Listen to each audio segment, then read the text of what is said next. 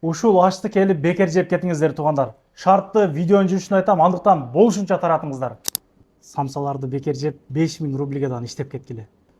Туугандар, ассаламу алейкум, амансыздарбы? Болушунча ушул видеолор менен бөлүшүп койсоңуздар аябай жакшы болот. Самсанын шартын айтып коеюн, 19-июнга чейин келип жейсиздер. 20 мүнөт ичинде ушул 12 самсаны жеп койгон болсоңуздар, насип кылса 5000 сомдун ээси болуп кетесиздер. Иштеп дагы аласыздар, курсактан тойгозуп кетесиздер дегендей да. Негизи 10-11-де жеген агаларыбыз көп болгон, утуп кеткендер болгон. Биз буга чейин даалай эле тартып келгенбиз. Аштын шарты эң жакшы комментарий жазган адамга эми лайк басат да туурабы? Көп лайк алган топтогондордун арасынан бирөөгө ушул 1 килограмм аш берилмекчи.